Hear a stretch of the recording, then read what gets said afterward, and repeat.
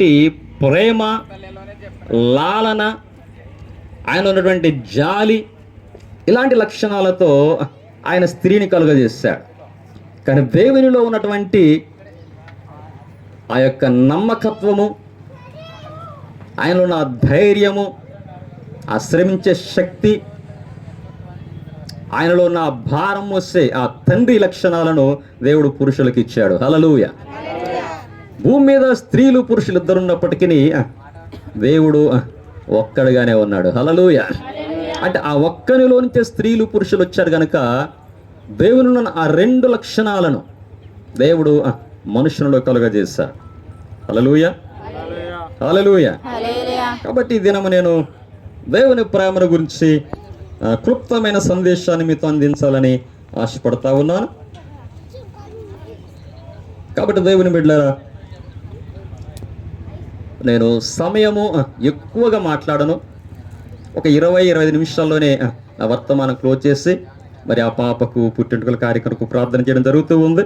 కాబట్టి దయచేసి అందరూ కూడా ఈ విషయాలను గమనించాలని మనం చేస్తా ఉన్నాం. ఈ భూమి మీద అనేక రాజ్యాలు ఉన్నాయి, అనేక చక్రవర్తులు వచ్చారు. అలాగే మానవ చరిత్రలో చూసినప్పుడు కొంచెము ముఖ్యమైనటువంటి లేదా ప్రఖ్యాతిగాంచినటువంటి చక్రవర్తులు కొద్ది మందిగానే అరుదుగానే మనకు కనిపిస్తారు. కాబట్టి దేవుని బిడ్డలారా, ఉదాహరణ మన భారతదేశం ఉందనుకోండి, ఔరంగజేబ్ అంటాం, షాజహాన్ అంటాం. అంటే గొప్ప గొప్ప చక్రవర్తులుగా వారు చేసినటువంటి పరిపాలన, వారు కట్టిన కట్టడాలు అవి చరిత్రలో సాక్ష్యాలుగా మనకు కనిపిస్తూ ఉంటాయి. అలాగే మన తెలంగాణ రాష్ట్రాన్ని చూసినట్లయితే ఆ చార్మినార్, ఆ కుతుబ్ మినార్ అవన్నీ చూస్తూ ఉన్నప్పుడు అవి చరిత్రను మనకు కళ్ళ కట్టినట్టుగా చూపిస్తూ ఉంటాయి. హల్లెలూయా. అలాగే ప్రపంచవ్యాప్తంగా గొప్ప చక్రవర్తులలో ఒక చక్రవర్తి ఉన్నాడు. ఆయన పేరు కింగ్ సాల్మన్. ఆయన పేరు కింగ్ సాల్మన్. ఈ సాల్మన్ రాజు ఆయన జీవితంలో జరిగిన ఒక సంఘటనను ఈ సమయంలో నేను మీతో చెప్పాలనుకుంటూ ఉన్నాను. హల్లెలూయా. భూమి మీద మహాజ్ఞానిగా పిలువబడ్డటువంటి ఈ చక్రవర్తి తను ఇజ్రాయెల్ దేశాన్ని 40 సంవత్సరాలు పరిపాలన చేశాడు. ఈ 40 సంవత్సరాల పరిపాలనలో అతడు మహాజ్ఞానిగా పేరెన్నికగన్నాడు. అంతేకాకుండా సకల ఐశ్వర్యములు, సర్వ సంపదలతో ఒక స్వర్ణయుగం అతని జీవితంలో భూమి మీద అతని పరిపాలనలో జరిగింది. హల్లెలూయా. ఆయన పరిపాలనలో విస్తారమైన వెండి, బంగారాలు, రత్నాలు, ముత్యాలు, గంధవర్గాలు, లేదా మరి మనం చెప్పుకున్నటువంటి ఈ గంధపు చెక్కలు అంటాం కదా, అలాంటివన్నీ అద్భుతమైనటువంటి సిరి సంపదలతో తొలతూగినటువంటి గొప్ప చక్రవర్తి ఈ కింగ్ సాల్మన్. హల్లెలూయా. నిజమే, ఆయన జ్ఞానాన్ని గురించి చరిత్రలో రకరకాలుగా కథలు ఉన్నాయి. ఆయన తెలివిని గురించి చరిత్రలో రకరకాల కథలు ఉన్నాయి. ఉదాహరణకి 8th క్లాసులో 9th క్లాసులో అయి ఉంటుంది, ఒక ఇంగ్లీషులో ఒక పాఠం ఉంటుంది, ఒక చక్రవర్తి గుర్చినటువంటి పాఠం. ఆ పాఠమే ఈ రోజున నేను మీకు జ్ఞాపకం చేస్తున్నటువంటి ఈ సంఘటన. హల్లెలూయా. ఒక రోజున ఆయన పరిపాలనలో 2 స్త్రీలు వచ్చారు. పరిశుద్ధ గ్రంథంలో ఈ సంగతి మొదటి రాజుల గ్రంథము 3వ అధ్యాయము 16వ వచనము నుండి 28 వరకు ఈ వచనాలు రాయబడి ఉన్నాయి. మీరు జాగ్రత్తగా గమనిస్తే ఈ యొక్క స్టోరీ మీకు అర్థమవుతూ ఉంది. ఎందుకంటే దేవుని బిడ్డలారా, ఇది పుట్టెంటుకల కార్యక్రమం కదా అని మీరు అనుకోవచ్చు. నిజమే, మన బిడ్డలు ఎదుగుతూ ఉన్నప్పుడు వారు దీవెన పొందాలి. కానీ చాలాసార్లు ఏం జరుగుతుందంటే, మొన్నటి దినాన ఒక చోట ఒక తల్లిదండ్రులు తమ బిడ్డకు 3 సంవత్సరాలు నిండాయి. ఎన్ని సంవత్సరాలు? 3 సంవత్సరాలు నిండిన కుమారుడికి ఇక 4వ బర్త్డే రాబోతా ఉంది. అంటే 3 సంవత్సరాలు ముగిసి 4వ బర్త్డే రాబోతున్న సమయంలో గొప్ప వేడుక చేద్దామని ఆశపడ్డారు. కానీ ఏం జరిగిందో తెలుసా? ఆ పిల్లవాడు నీళ్ళ తొట్టిలో మునిగి చనిపోయాడు. ఎంత బాధ! తెల్లవారితే బర్త్డే, తెల్లవారితే ఎన్నో సమకూర్చుకున్నారు, ఎంతో ఆడంబరంగా, ఎంతో గంభీరంగా, ఎంతో సంతోషించాలని. ఎందుకంటే నిజమే, ఒక్కగా ఉన్న ఒక కొడుకు. కథ చెప్పట్లా, గడిచిన నెలలో జరిగిన సంగతి ఇది. కేవలము 3 సంవత్సరాల పిల్లవాడు తెల్లవారితే 4వ బర్త్డే చేసుకోవాల్సిన వాడు నీళ్ళ డ్రమ్ములో మునిగి చనిపోయాడు.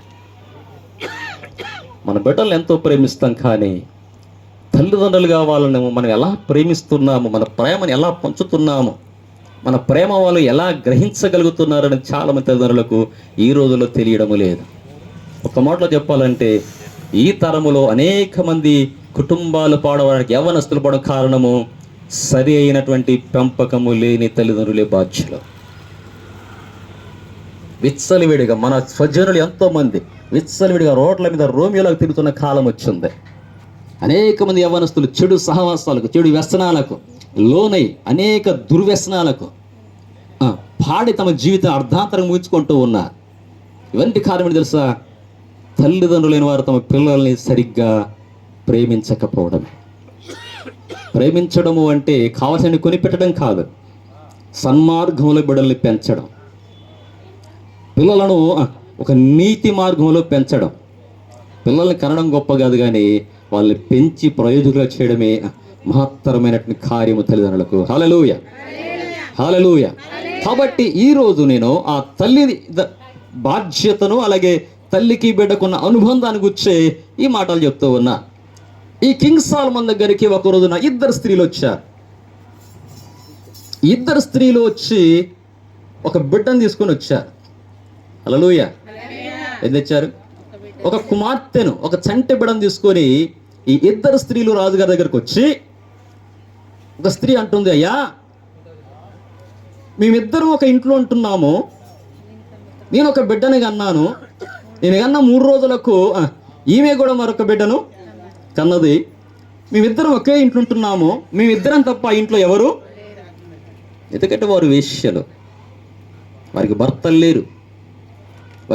లేరు, వారు వేశ్యలని బైబిల్ చెప్తూ ఉంది. అలాంటి వారికి బిడ్డలు కన్నారు. ఏం చేశారు తెలుసా? బిడ్డలు కన్న తరువాత రాత్రి కాలము ఒక తల్లి నిద్ర పోయి ఆ గాఢ నిద్రలో తన బిడ్డ మీద పడి ఆ బిడ్డ ఊపిరాడక చచ్చిపోయింది. తల్లి రాత్రులు నిద్రిస్తూ తన కన్న బిడ్డను చంపుకుంది. ఆ గాఢ నిద్రలో, ఆదమర్చిపోయిన నిద్రలో తన బిడ్డ మీద పడ్డందువల్ల ఊపిరాడక ఆ చిన్న బిడ్డ గిలగల కొట్టుకొని చచ్చిపోయింది. తెల్లవారి కొంచెం మెలకువ చూస్తే బిడ్డ ఉలుకు లేదు, పలుకు లేదు, కదలడం లేదు, మెదలడం లేదు. అలా చచ్చిపోయిన ఆ బిడ్డను గబగబ చూసి ఆ పక్కన నిద్రపోతున్న ఇంకో తల్లిని చూసి ఈ చచ్చిన బిడ్డను తీసుకెళ్ళి ఆ తల్లి పక్కలో పడుకోబెట్టి, బ్రతికున్న ఆ బిడ్డను తీసుకొచ్చి ఈ పక్కలో పడుకోబెట్టింది. హల్లెలూయా. ఆ తల్లి కూడా పడుకొని ఉన్న తల్లి పడకలో ఉన్న బిడ్డను ఎత్తపోయిన సంగతి ఆ తల్లికి కూడా తెలియలే. హల్లెలూయా. అర్థమవుతుందా? ఒక తల్లి ఏమో గాడి నిద్రపోతూ తన బిడ్డ మీద పడి చంపేస్తుంది, ఇంకో తల్లి ఏమో తన బిడ్డను ఎత్తగా. ఈ రోజులో మనం చూస్తా ఉన్న ఆసుపత్రిలో ఈ బిడ్డల మార్పిడి, కిడ్నాపింగ్ జరుగుతూ ఉంది. ఎంతోమంది అందుకని చెప్తున్నా, బిడ్డల్ని కంటే చాలా సంతోషం. నిజమే, తల్లుడుగా మా కడుపు పండిందని ఆనందిస్తాం, కానీ ఆ బిడ్డలు రేపు ప్రయోజకులు అవ్వకపోతే, సరి అయిన ఎదుగుదల లేకపోతే ఆ తల్లులకు కడుపు కథ ఎలా ఉంటుంది? దేవుని బిడ్డలారా, ఈ 2 తల్లులు తెల్లవారిన తర్వాత ఆ 2వ తల్లి లేచి చూస్తే ముందు పాలివ్వాలనుకుంది. అనుకుంటే ఆ బిడ్డ కదలడం లేదు, మెదలడం లేదు. తర్వాత కొంచెం వెలుతురు వచ్చాక చూస్తే, బాగా చూస్తే ఆ చచ్చిన బిడ్డ తన బిడ్డ కాదు. హల్లెలూయా, హల్లెలూయా. ఆ చచ్చిన బిడ్డ తన బిడ్డ కాదు. అప్పుడు దెబ్బలాట మొదలైంది. హల్లెలూయా. ఈ చచ్చిన బిడ్డ నీది, బ్రతికున్న బిడ్డ నాది. కాబట్టి ఆ మొదటి తల్లి గొడవకు వచ్చేసింది. 2 తల్లి లేదు, చచ్చిన బిడ్డ నీది, బ్రతికిన బిడ్డ. ఇద్దరు కలిసి కొట్టుకున్నారు. ఎక్కడికి వెళ్ళింది? రాజుగారి దగ్గరికి వెళ్ళారు. ఈ 2 తల్లులు ఆ బ్రతికి ఉన్న బిడ్డను తీసుకెళ్ళి కింగ్ సాల్మన్ దగ్గరికి వెళ్ళారు. హల్లెలూయా. ఇది కథ కానీ కాదండి, చరిత్రలో వాస్తవంగా జరిగిన సంఘటన చెప్తూ ఉన్నా. ఇది పుక్కిటి పురాణం కాదు, మనుషుల ఊహల్లో తలంపులో పుట్టిన కథ కానే కాదు. ఈనాడు సమాజంలో జరుగుతున్న సంఘటనలను ఇది కళ్ళ కట్టినట్టు చూపిస్తూ ఉంది. ఇద్దరు కూడా ఈ బిడ్డ నాది, బ్రతికిన బిడ్డ నాది, సచ్చిన బిడ్డ దానిది, లేదు బ్రతికి ఉన్న బిడ్డ నాది, సచ్చిన బిడ్డ దాని. ఇద్దరు కూడా అలా కొట్టుకుంటుంటే రాజుగారు విన్నారు. సభికులు అనేకులు కూడా చూస్తూ ఉన్నారు. ఈ రాజు మహా జ్ఞానం గలవాడు కదా, మహా తెలియగలవాడు కదా. ఎలాంటి సమస్యనైనా, ఎంత జటిలమైన సమస్యనైనా చాలా సులభంగా తేలిగ్గా పరిష్కరిస్తాడు కదా. అలాగే న్యాయము చెప్పడంలో, తీర్పు తీర్చడంలో ఇతని వంటి వాడు భూమి మీద మరి ఎవరు లేరు. అలాంటి పేరున్నటువంటి రాజు ఆయన. ప్రజలందరూ చూస్తూ ఉన్నారు, ఆస్థానంలో ఉన్నటువంటి ఉద్యోగస్తులు చూస్తూ ఉన్నారు. ఏం చెప్తాడు ఈ రాజు? ఎందుకంటే ఇద్దరు ఎంతకి తెమలడం లేదు. ఎందుకంటే ఆ ఇంట్లో ఇద్దరు తప్ప మరెవరు లేరు. సచ్చిన బిడ్డ నీది, బ్రతికిన బిడ్డ నాది, లేదు సచ్చిన బిడ్డ నీది, బ్రతికిన బిడ్డ నాది. ఇలా కొట్టుకుంటూ ఉంటే విని రాజు వెంటనే అక్కడున్న సైనికుని పిలిచి ఒక ఖడ్గం తెచ్చి అన్నాడు. ఖడ్గం తీసుకొని రాగానే ఈ బిడ్డను 2 ముక్కలుగా నరికి చెరముకిచ్చి అన్నాడు. హల్లెలూయా. ఈ బిడ్డను 2 ముక్కలుగా చేసి, ఎందుకంటే సమన్యాయం చేయాలి కదా. కాబట్టి ఈ బిడ్డ 2గా నరికి లేదా ఛేదించి శిరసగం ఇచ్చామని చెప్పేశాడు రాజుగారు. హల్లెలూయా, హల్లెలూయా, హల్లెలూయా. వెంటనే ఆ బిడ్డ తల్లి తన పేగులు తరుక్కుపోయి, అయ్యా వద్దు, నా బిడ్డను చంపొద్దు, ఆ బిడ్డ నా బిడ్డ, అనిపించే. దేవుని బిడ్డలారా, ఆ కన్న తల్లి తనకు భర్త లేకపోయినా ఎలా కన్న తన బిడ్డ గనక ఆ బిడ్డను దక్కించుకున్న ఆశతో, ఆ బిడ్డ తన కళ్ళు నరకబడాలి అని ఎప్పుడైతే రాజు తీర్పు చెప్పాడు, 2గా విభజించమని చెప్పాడు, ఆ తీర్పు విన్న వెంటనే పేగులు తరుక్కుపోయాయి. వెంటనే వద్దు, ఆ బిడ్డను చంపొద్దు, నా బిడ్డను నరకొద్దు, దానికి ఇచ్చేయి, నాకొద్దు, నా బిడ్డ నాకు లేకపోయినా పర్వాలేదు కానీ దానికి ఇచ్చేయి, నా బిడ్డ బ్రతకాలి. అప్పుడు ఆ 2వ స్త్రీ అంటుంది, లేదయ్యా చంపే, 2గా చెయ్యి, 2గా నరికి సగం ఇచ్చాయి అంటే వెంటనే రాజు అన్నాడు, ఈ బిడ్డ ఈ తల్లిదే, ఈ బిడ్డ ఈ మొదటి తల్లిదే, ఇచ్చేయమని చెప్పేశాడు. ఎందుకు తెలుసా? ఆ 2వది తన బిడ్డ చంపుకుంది, తనతో ఉన్నటువంటి స్త్రీ బిడ్డను కూడా చంపమని కోరుకుంటుంది. నాకు బిడ్డ దక్కలేదు కదా, దానికి కూడా బిడ్డ అక్కర్లేదు. నేను బిడ్డను కోల్పోయినట్టు కూడా బిడ్డను నేను ఏడ్చినట్టు కూడా, నా కడుపు కోత నాకు ఎలా ఉందో దానికి కూడా అలాగే ఉండాలి. దేవుని బిడ్డలారా, కానీ కన్న తల్లి అయితే నా బిడ్డ బ్రతకాలి, నా బిడ్డ చావకూడదు, చంపబడకూడదు. నా దగ్గర లేకపోయినా, నాకు దూరమైన నా బిడ్డను ఒకవేళ కోల్పోవలసి వచ్చినప్పటికీ బ్రతికుంటే చాలని కోరుకుంది ఆ కన్న తల్లి. హల్లెలూయా, హల్లెలూయా. దేవుని బిడ్డలారా, అందుకని బైబిల్ చెప్తుంది, ఒక తల్లి, స్తన్యమిచ్చే తల్లి తన బిడ్డలను గారవించినట్లుగా నేను మిమ్మల్ని గారవిస్తున్నానంటాడు. మొదటి తెస్సలోనికీ పత్రిక 2వ అధ్యాయం 15 చదివితే ఆ మాట ఉంటుంది. ఒక తల్లి తన బిడ్డను స్తన్యమిచ్చే తల్లి. చూడండి, ఆ మాట చదువుతాను నేను. మొదటి తెస్సలోనికీ రాసిన పత్రిక 2వ అధ్యాయము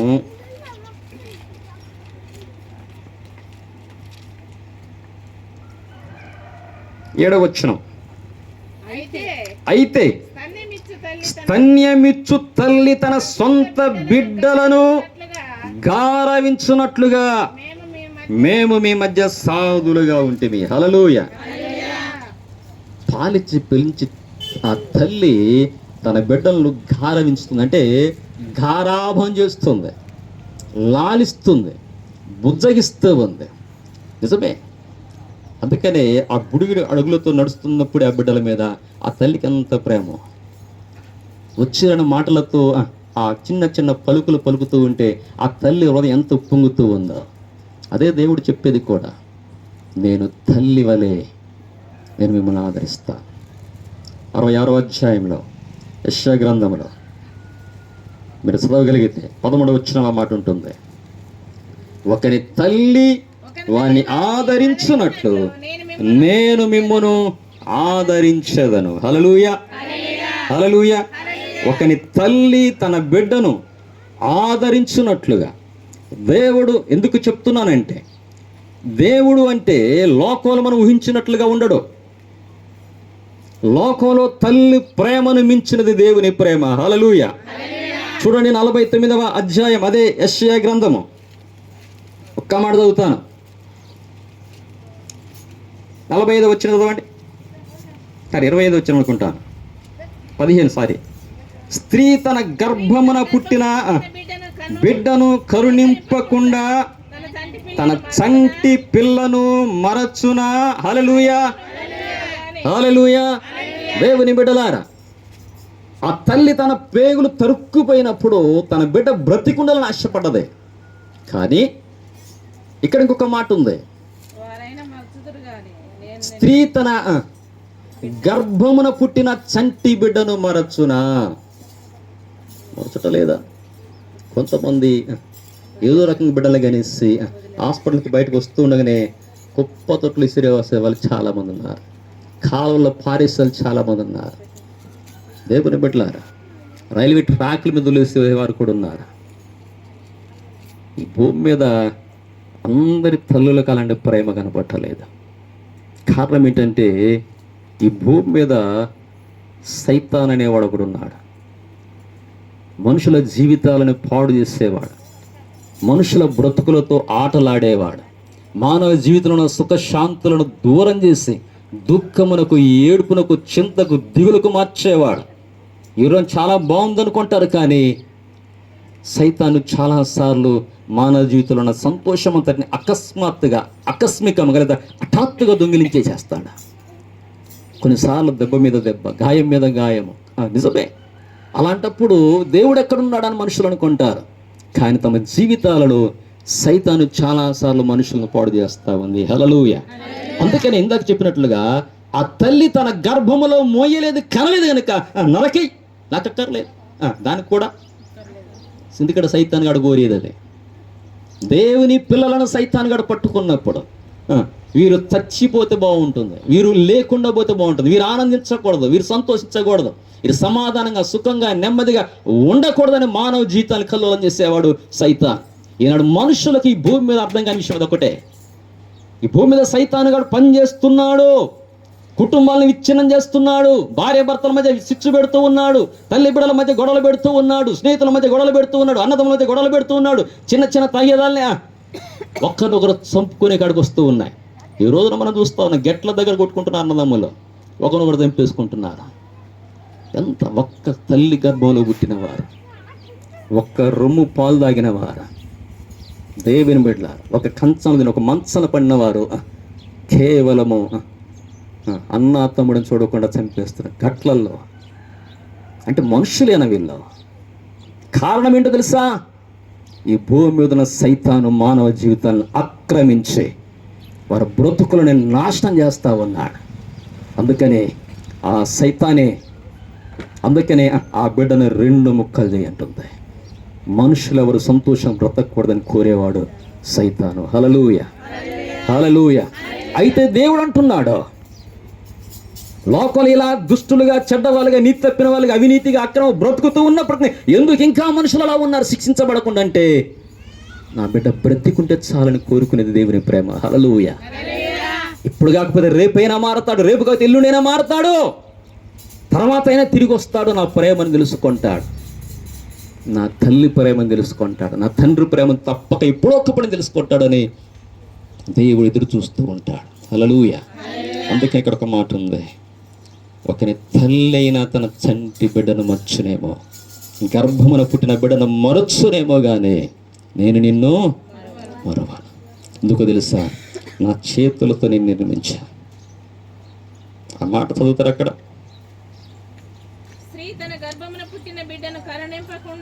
స్త్రీ తన గర్భమున పుట్టిన బిడ్డను కరుణింపకుండా తన చంటి పిల్లను మరచునా, వారైన మరుచుదురు గాని నేను నిన్ను మరువను.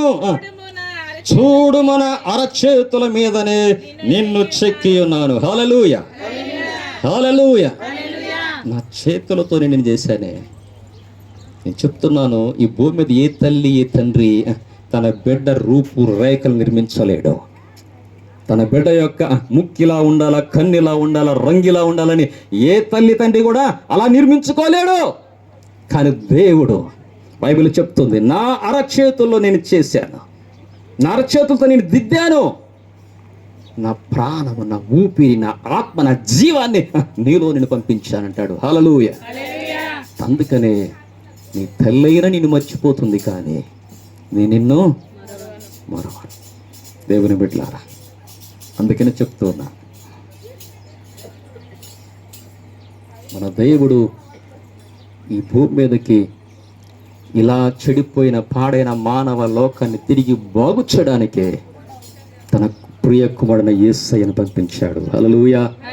అందుకనే మార్క్స్ వార్త 10వ అధ్యాయం చదివినప్పుడు 45వ వచనంలో ఒక చక్కటి మాట ఉంటుంది. సోదరా,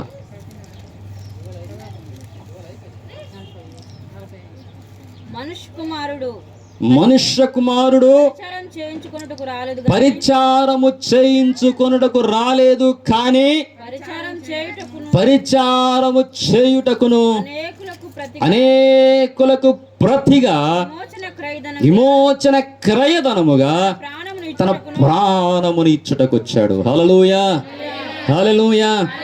దేవుడు ఈ భూమి మీద పరిచర్య చేయించుకొని రాలేదు.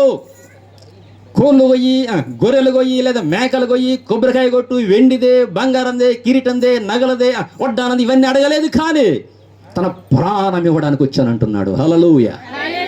తన ప్రాణమును ధారపోయడానికి వచ్చానంటున్నాడు. ఎందుకు తెలుసా? నా బిడ్డలు బ్రతకాలి, నా బిడ్డలు జీవించాలి, నా బిడ్డలు దీవించబడాలి, నా బిడ్డలు మేలు పొందాలి. అందుకని మనుష్య కుమారుడు పరిచారము చేయించుకొనుకు రాలా, పరిచర్య చేయడానికి వచ్చాడు, సేవ చేయడానికి వచ్చాడు, బ్రతుకులు బాగు చేయడానికి వచ్చాడు. తన బిడ్డ, ఎందుకంటే ఆ బిడ్డ ఎదుగుతూ ఉన్నప్పుడు అందంగా ఎదగాలి, నా బిడ్డ ఆరోగ్యంగా ఎదగాలి, నా బిడ్డ పౌష్టికంగా ఎదగాలి, నా బిడ్డ అందరిలో ప్రత్యేకంగా ఉండాలి, నా బిడ్డకు మంచి బట్టలు వేయాలి, నా బిడ్డకు మంచి బట్టలు. నిజమే, ఎంత తల్లి తన బిడ్డను ఎంత జాగ్రత్తగా పెంచుకోవాలనుకుంటుంది, దేవుడు కూడా తన బిడ్డలు అలాగే ఉండాలనుకుంటాడు. హల్లెలూయా.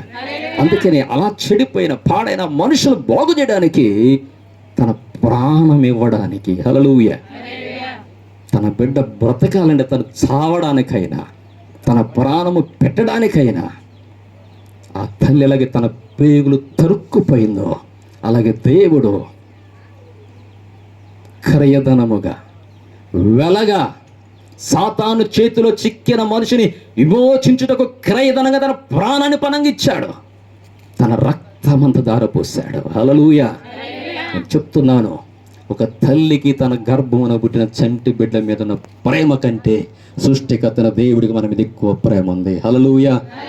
ఎందుకంటే తల్లి మనకు కొన్నిసారి ప్రాణం పెట్టలేదు, కొన్నిసారి ప్రాణము పెట్టినా మనం దక్కకపోవచ్చు, కానీ దేవుడు మనకు బదులుగా మన పాప శాపమంతా శిలువలో మోసి తన రక్తమంతా ధారపోసి తన్ను తాను మనకు బదులుగా మన పక్షాన మన స్థానంలో మరణించి తిరిగి లేచాడు. సజీవుడుగా ఆయన జీవిస్తున్నాడు. హల్లెలూయా. అందుకే ఆయన మన జీవితాల్ని ఆశీర్వదిస్తాడు. అందుకే మన జీవితాల్ని, ఎందుకంటే మరలా చెప్తున్నాను, ఇలాంటి దేవుడు, ఇలాంటి సృష్టికర్త దేవుడు తన బిడ్డలు ఎంత ప్రేమ. ఎందుకంటే నా అరచేతులతో చేశాను, నేను ఎలా పోగొట్టుకుంటాను, నేను ఎలా వదిలేస్తాను, నేను ఎంతో ఇష్టపడి ఎంతో కోరుకొని నేను తయారు చేసుకున్నా నా ప్రాణం ఇచ్చిన నా బిడ్డల్ని నేను ఎందుకు వదిలేస్తాను? దేవుని బిడ్డలారా, మీకు దేవుని ప్రేమ తెలుసా?